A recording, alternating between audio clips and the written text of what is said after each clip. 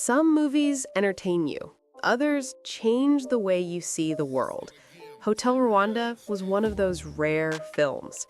When it hit theaters in 2004, it wasn't just a movie, it was a wake-up call. Based on true events, it told the story of one man's courage during one of the darkest chapters in human history, the 1994 Rwandan genocide. Don Cheadle's portrayal of hotel manager Paul Rusesabagina showed the world what compassion looks like when surrounded by horror.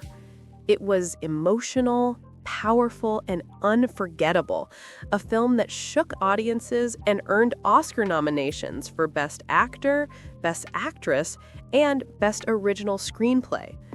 But 2 decades later, what happened to the people who brought Hotel Rwanda to life? From career highs to quiet reinventions, and one shocking real-life twist that stunned the world. This is the story of the cast, then versus now, 2025. Let's begin with the heart of the film. Don Cheadle, who played Paul Rusesabagina, the hotel manager who sheltered over 1,000 refugees from violence. In 2004, Don was already respected in Hollywood, known for boogie nights and Traffic. But Hotel Rwanda changed everything. His performance was haunting, heroic, and deeply human. Audiences saw a man risking everything for others, and Don became a household name overnight. Oscar buzz followed, and though he didn't take home the statue, his career skyrocketed. He soon joined the Marvel Cinematic Universe as War Machine, appearing in more than a half-dozen blockbuster films.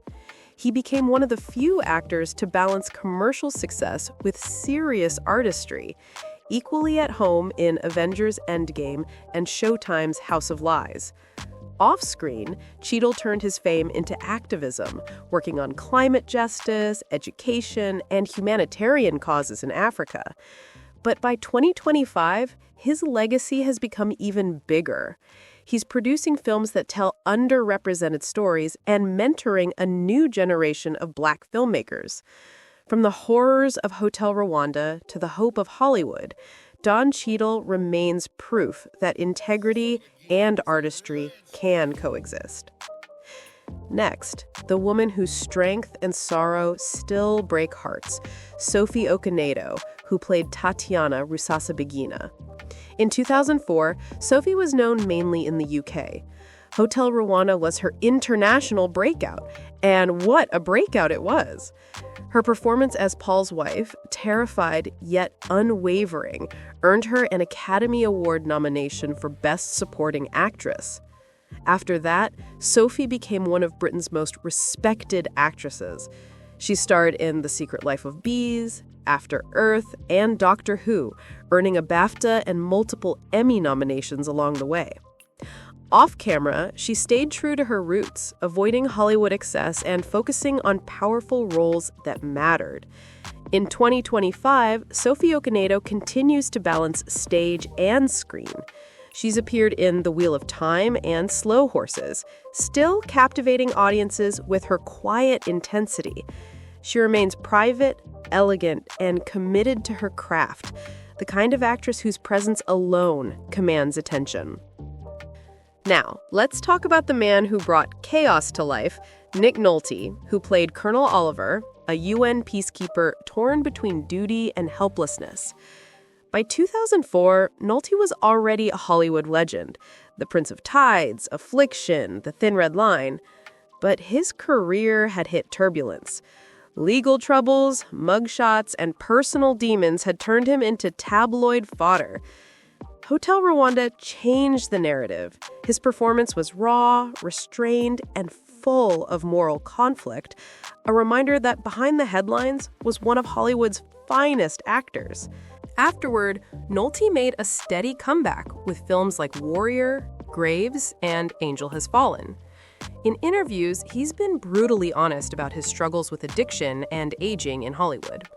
In 2025, at 84, Nolte is semi-retired, living quietly in Malibu, occasionally taking small but powerful roles. Fans say he's a living example of redemption, a flawed man who found peace through storytelling.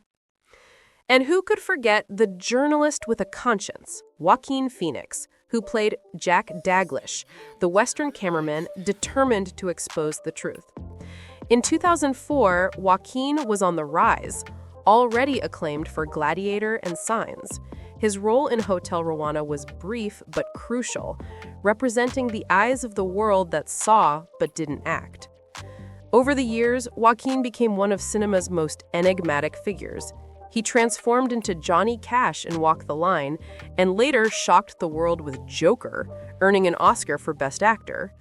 Off-screen, he's known for his eccentricity, activism, and refusal to play the Hollywood game. Married to actress Rooney Mara, he's fiercely private, deeply political, and unapologetically intense. In 2025, Joaquin remains one of Hollywood's most unpredictable forces, still choosing roles that challenge and disturb. Whether he's portraying outcasts, rebels, or revolutionaries, his commitment never wavers. 2 decades later, Hotel Rwanda still stands as one of cinema's most important human stories, a film that forced audiences to confront indifference, courage, and moral responsibility. Its cast didn't just act, they embodied the complexity of compassion. Don Cheadle, the artist who turned empathy into power. Sophie Okonedo, the quiet force who continues to elevate every screen she touches. Nick Nolte, the flawed veteran who found redemption through truth. And Joaquin Phoenix, the rebel who still challenges the system. They may have played survivors, but in many ways, they became survivors of Hollywood itself, evolving, growing, and redefining what legacy really means.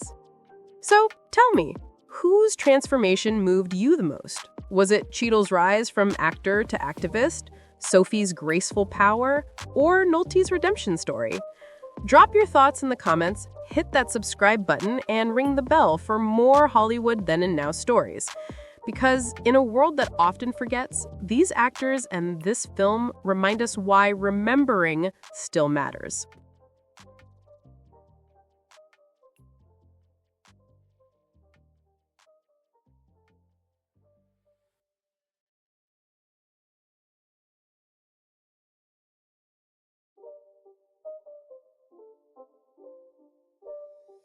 It's not a game, it's a